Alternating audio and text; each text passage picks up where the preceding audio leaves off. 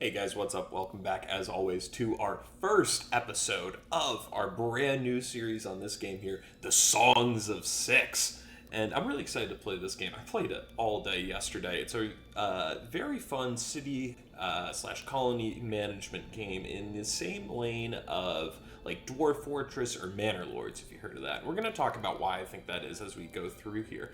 But we're just going to jump right into it. We're going to choose the humans here because I am still a very new player at this game. I am only 10 hours in. I've really only built one city, and that one is still only at like 150. I'm a little bit ahead of that one, so I can learn a little at a little bit of a faster pace than where we're at in this world. And so I really appreciate any help that you want to give me in the comments. But we'll throw in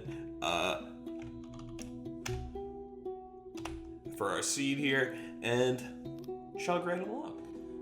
So, like a lot of these games, it gives you a super cool map along the same lines of RimWorld, Dwarf Fortress, where you get to pick, and it's very material-based. We're going to need to find certain materials that we want to use that will build our city's economy around. And so what I'm looking for, the big ones that I've found to be useful thus far are stone in particular, so that you can keep building buildings. And then you also want to be around fresh water. So we're going to look for something like that, and I think I see a prime suspect here. And if you want to get real cheeky with it, you can go up here, edit terrain, and literally just place down whatever you want. I think it's really cool that the game just gives you that option if you're interested in it. I don't think we necessarily need to go to that point yet. We're taking a look here now, though. And so the big thing that you're looking for is fresh water, and also, which I don't even understand why we need fresh water yet. If you know, please tell me in the comments. We're looking for fresh water, and I think that's the big one. Fresh water is what we're looking for. Maybe if you don't have fresh water, you can't build a wall.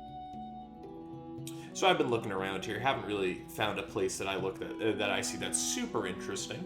And you can go up here and click regenerate, which is really cool. So you can keep looking for better spots. Oh, we're also looking for a temperate environment as well. That's very useful for humans. Yep, still nothing. We're gonna regenerate again. Wow, this one's cool. Big old ocean in the middle. Alrighty, it took a little bit of regeneration, but I think we have found a spot here. Just taking a last quick check around. We have found a spot here that is perfect for us. I say perfect, it's not quite perfect because one thing I forgot to mention is we're also looking for fertility. Because as humans, we're going to be doing a lot of farming because to my understanding, that's one of the things that they are good at. The species do different things better than others. And please, this is an open invite. If I am getting anything wrong, like I very much encourage you to correct me in the comments because I need all the help I can get, man. I'm lucky we're going to get this far. And so we're going to generate right here. It's generating this world for us, which I think is so cool. Very akin to Dwarf Fortress in this way here, where the whole world is kind of generated for you. And super cool. So yeah, we got our capital here, and we will okay it and move on in.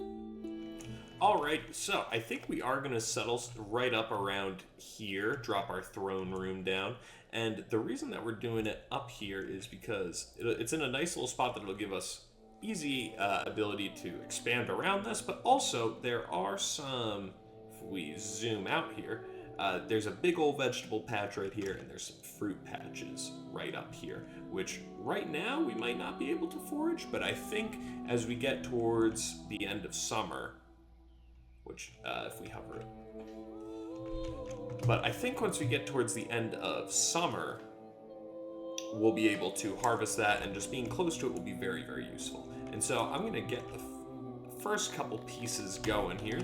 We want a well, and we want a hearth for sure to start us off. We're going to put the well, because I'm imagining in the city eventually this will be kind of the center here. And the well will certainly want to be central to the center of the city. I didn't realize the well can get bigger. That is so cool.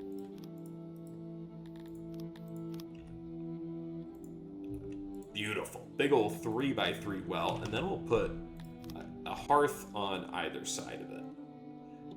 Because one thing that I've been running into in this game is them not having enough hearts, which it would make sense once you get to hundreds of people, but not quite for now. And so we'll unpause, let our guys get right to it. The first thing they're doing is swearing fealty to the throne, the power of Ansonex and us. And so they're going to do that, and then they're just going to get to it. They got to clear this area here. And yeah, so this is a colony builder, city builder kind of mix here, which I think is very interesting. It's stricken a very good balance for me, for someone who's both enjoyed RimWorld a lot. I've got a little bit over 100 hours in RimWorld, and also enjoyed a lot of Dwarf Fortress, not quite to the same degree as RimWorld. I think this really itches kind of both. This scratches both itches that Dwarf Fortress and RimWorld kind of individually scratch, where I love the idea of Dwarf Fortress, and I love the idea of playing Dwarf Fortress. But once you actually get into it, for me, it kind of rips the training wheels off in a way that's a little bit intimidating for me. And this game definitely does too, but not in a way that's so... I don't want to call it user hostile, because I definitely don't think it is, but you need to invest. There's a giant learning curve to learning Dwarf Fortress. And I think they did a lot to peel that back with the Steam version, which I think is awesome. And, you know, I've got 20 some hours playing it. I more than got my money's worth.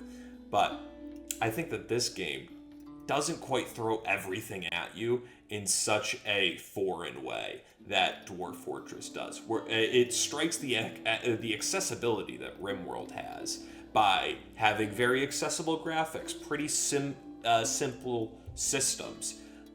It does that in a way that then scratches the vast content itch that Dwarf Fortress does as well. So the next thing that we're going to do is get some houses going. We are going to do a couple actual houses here. That way, if you look up at the top here, we got a bunch of homeless people, because not everybody can post up in the throne room and go to bed. So we'll put just 2 houses on either side, and they'll get to doing that as well.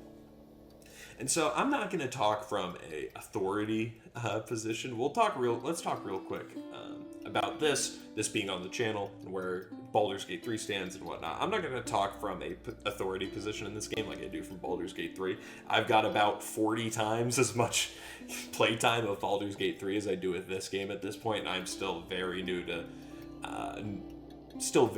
to this game, and honestly still quote-unquote new to Baldur's Gate 3, but still definitely have learned a lot about that game that I really haven't scratched the surface with this one, especially because the systems in this game are exponentially more intricate, especially as you go down. And so I'm not going to be explaining every single little thing that I do. I'm not going to be talking about everything that I'm doing necessarily, because talking about it as if it's the right thing to do, I should say, because honestly I'm probably going to be wrong, and that's where I'm really going to lean on you guys, and I really appreciate all the help that you guys can give me as it comes to what I should be doing. Any suggestions that you got? Do you love or do you hate this setup that we got going on so far? Am I a moron for building a 3x3 well in the middle of town?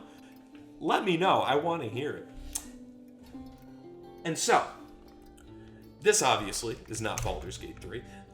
Ansonex, my channel, is not going to be a Baldur's Gate 3 channel, per se. I think that I am trying to build an audience out of people who enjoy longer form things like Baldur's Gate 3, or maybe games that aren't quite as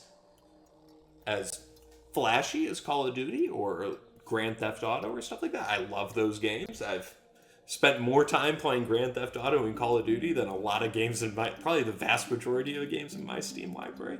And so I'm not dissing at all, but I think the games that I'm really excited to make content for is stuff like this. And so this is not going to be the same format as the Baldur's Gate 3 series. This is not going to be a jump in and stay for an hour-long journey and then jump out. We're going to be covering a lot more ground in these episodes, and it's probably going to be a little bit quicker paced as well than the Baldur's Gate 3 stuff is.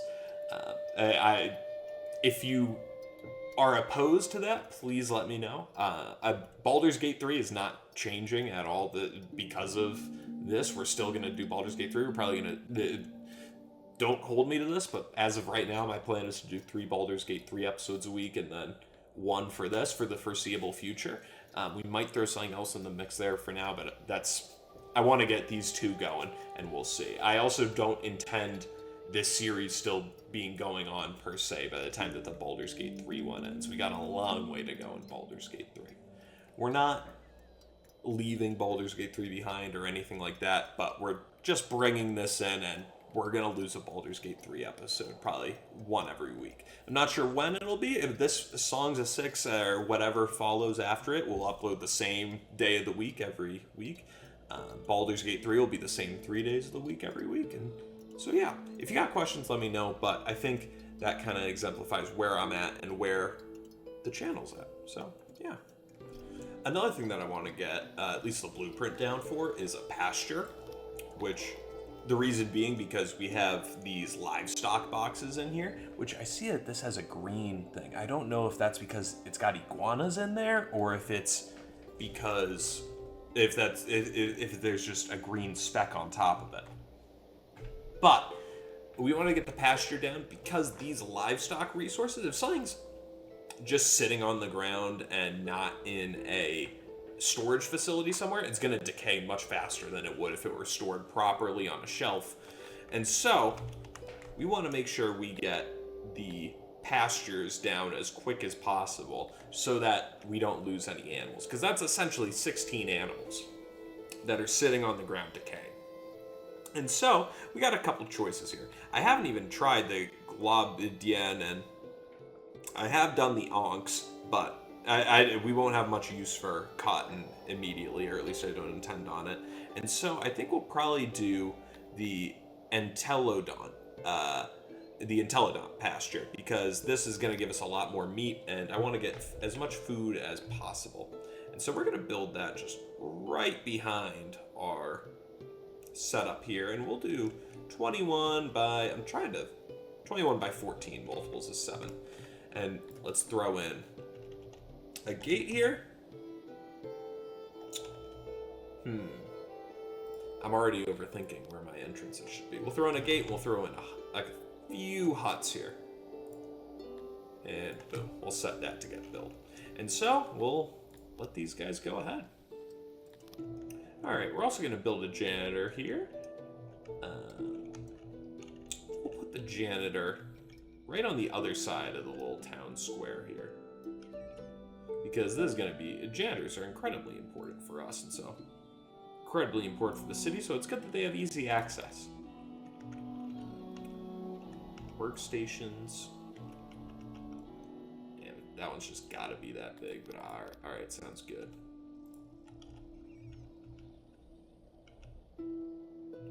I would love, I don't know if there's a way, but if I could just like flip this, like you know how you can on your phone when you're flipping an image, I would love to be able to do that instead of setting it this way. If there's a way to do that, please let me know.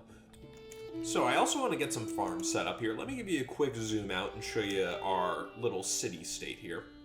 And so we've got a lot of ocean over here, and we have a lot of very arid land. And if we look at our fertility view, what you'll notice, which we can't look at it from a mass scale over here, which kind of stinks, but pardon me, maybe we can, I don't know.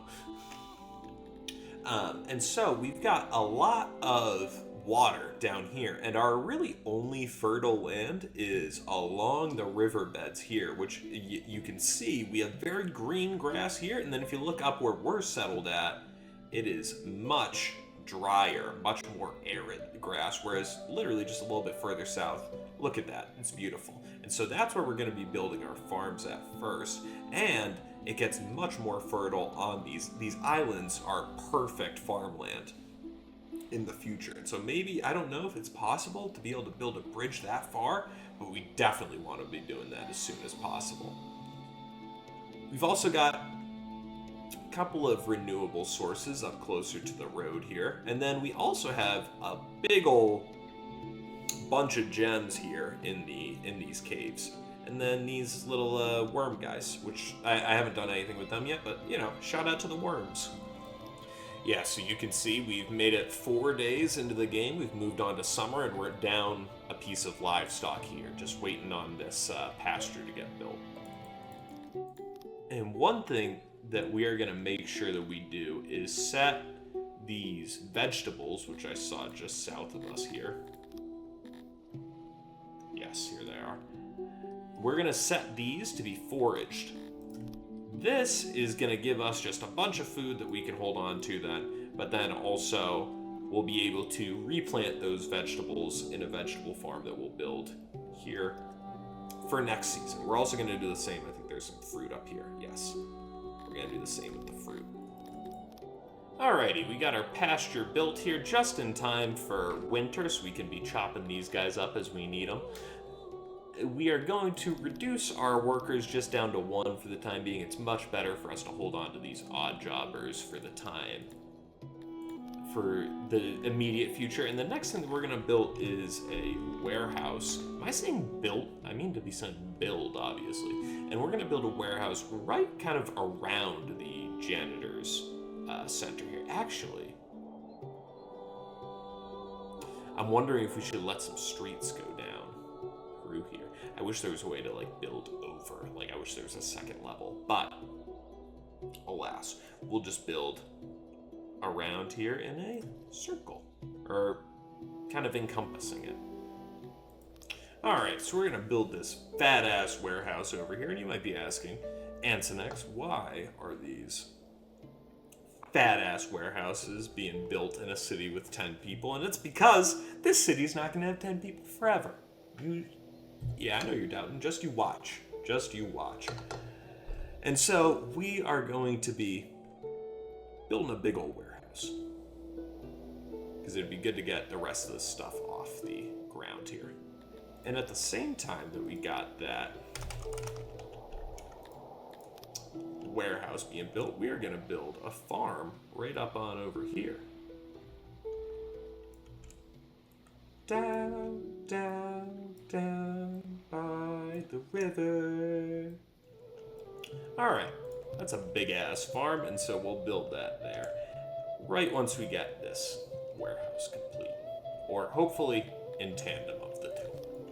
Alrighty, our warehouse is built here now, and we're just gonna mark up the stuff that we want to put in there for now as putting in there, which is our food, some stone, some wood, grain eventually, so we can start making some bread, leather as well.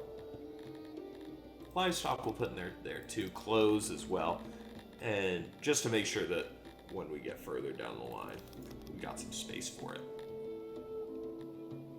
So yeah, that's a good start.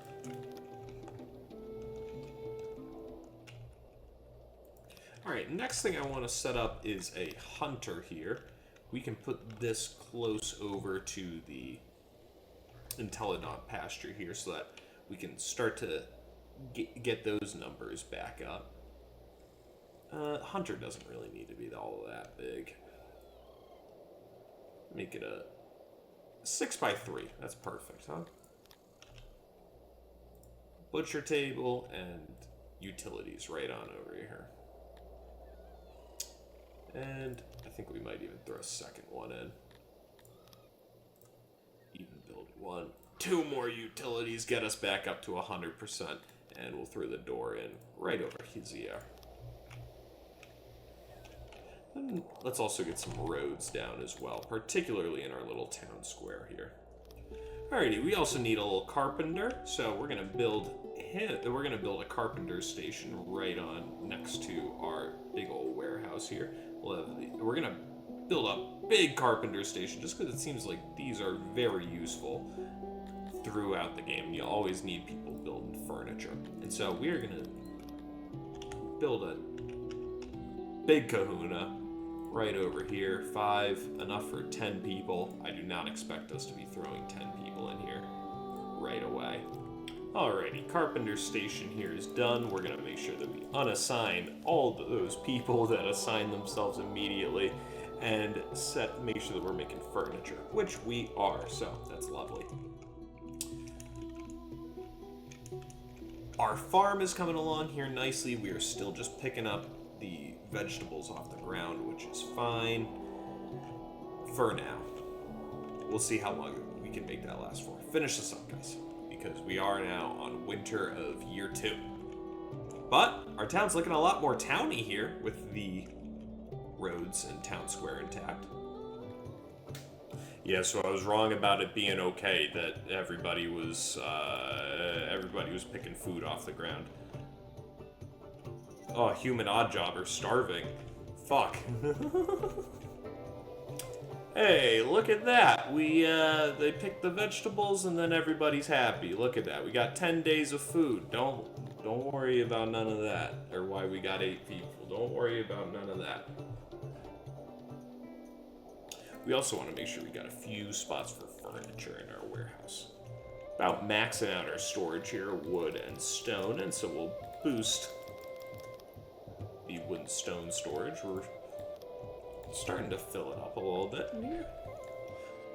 Oh, what's that, Tobias? Is that the sound of fresh harvest and our people's starvation being neutralized? Oh, that it is. Oh, we're getting food now, baby. Don't worry about why we only got 8 people. We're still chugging right along.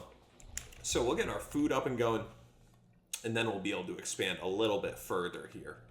And once we can get our food back to normal, we can get our population back up to its 10 and keep gathering some more people.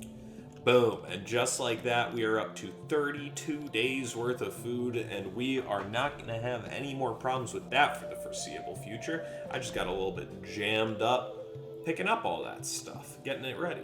We're going to give ourselves some more crates of stone here. We're going to give ourselves up to 83 crates of stone. We're also going to rename our warehouse to the main warehouse. I just like to do that. And so we'll do that. Next thing I want to get going here is a lavatory. This is another thing that I think is hitting the scroll wheel like crazy. Essential to our citizens, and thus I think it is of the utmost importance that it is nearby the center of the city. Love to make it 6x6, but I'm not gonna mess. Actually, yes, I am. Just do a good old-fashioned 6x. I mean, who doesn't love a 6x6 bathroom? It is classic. And we're gonna set these guys up so that they're looking at each other. How can you not? And oh, perfect little boom. And then we'll throw the doors. Make sure we have doors on every side of this so that it's ready for use at but a moment's notice, and we'll road it up a little bit here as well. Alrighty, next thing I want to do is actually just set up another farm. Good old fruit farm. What's the difference between a fruit farm and a fruit orchard? Okay. Produces more return on your investment, but a lot more investment.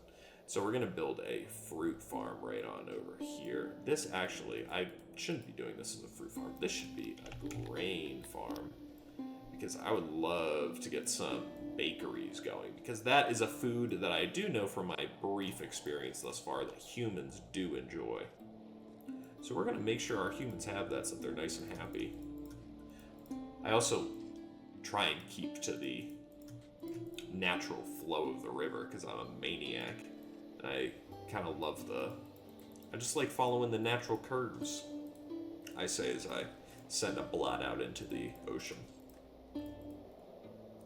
Alrighty, and we'll hit construct on that.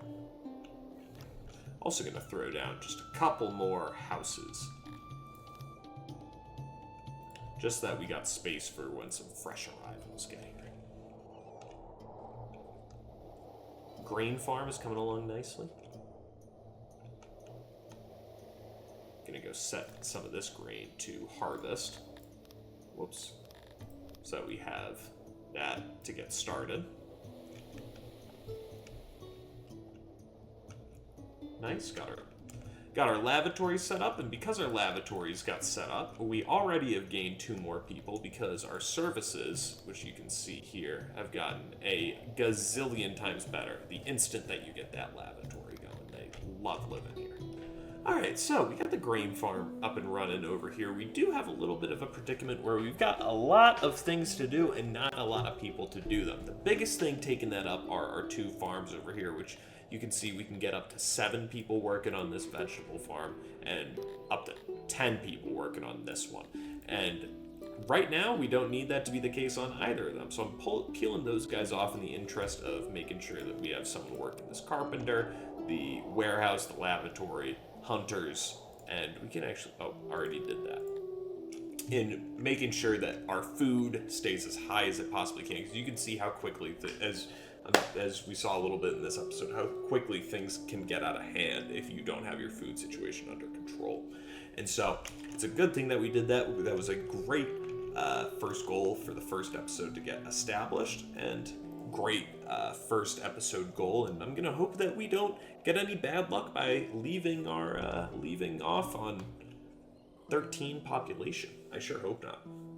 But with that said, that is where we're going to end today's episode. I really hope you enjoyed today's episode. If you did, please let me know by liking, commenting, subscribing, the whole 9 yards. And yeah, please, I would just really appreciate that. And let me know what you think about this is in comparison to the Baldur's Gate 3 stuff. I'm still very new to, obviously, both this game, but YouTube in general. So I'm very interested to hear your feedback. So thank you very much. Really appreciate you watching. And I will see you again for episode 2 shortly.